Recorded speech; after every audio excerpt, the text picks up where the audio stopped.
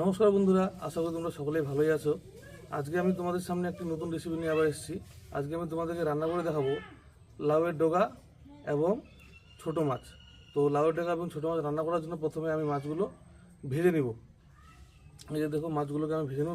মাছগুলো ভাজার জন্য এখানে লবণ এবং হলুদ দিয়ে এগুলোকে আমি আগে মিক্স করে নিচ্ছি।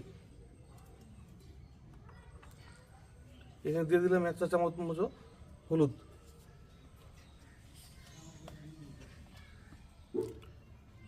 সামান্য পরিমাণে দিচ্ছি নুন,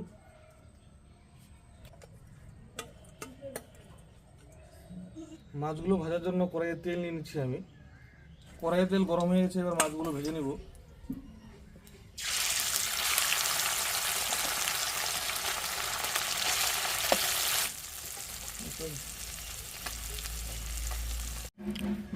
দেখুন বন্ধুরা, মাছ ভাজা হয়ে গেছে। কত সুন্দরভাবে মাছগুলো ভাজা হয়েছে, লাল লাল এবং ব্রাউন ব্রাউন কালারের।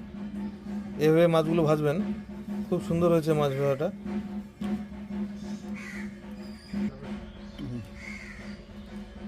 কুমড়ো ডগাগুলোকে এবার ফোড়ন দেওয়ার জন্য আমি তেল নিয়ে নিচ্ছি কড়াইয়ে। তেলটা গরম করে নেব।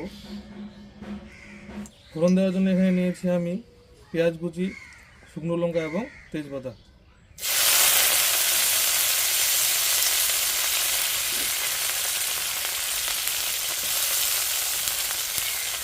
এখানে আছে 1 চা চামচ মতো আদা বাটা, রসুন বাটা এবং লঙ্কা বাটা। 1 চামচ হলুদ গুঁড়ো,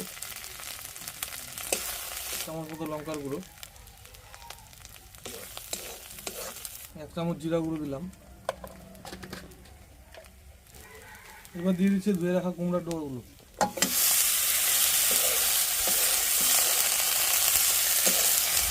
হাফ চামচ মতো লবণ,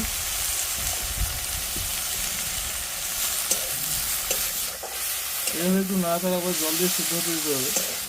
দেখো বন্ধুরা, লাউ ডগাগুলো খুব সুন্দরভাবে সিদ্ধ হয়ে গেছে। তো এবার আমি একটু নাড়াচাড়া করে নেব। এবার আমি এখানে দিয়ে দিচ্ছি ভেজে রাখা আমার মাছগুলো। মাছগুলো দেওয়ার পরে খুব সুন্দরভাবে নাড়াচাড়া করবেন।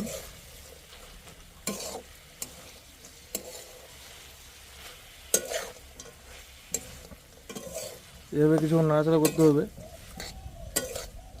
এবার নাড়াচাড়া করার পর দিয়ে দিব আমি পরিমাণ মতো জল। আমি এটা একটু পাতলা ঝোল করবো, তাই একটু বেশি পরিমাণে জল দিচ্ছি, কারণ পাতলা ঝোলটা খেতে ভালো লাগে।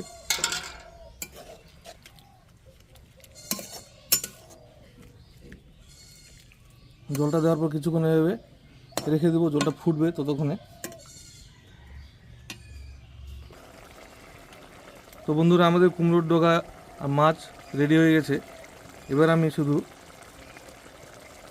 ছোটো এলাচ এবং বড় এলাচের গুঁড়ো দিয়ে নামিয়ে নেব।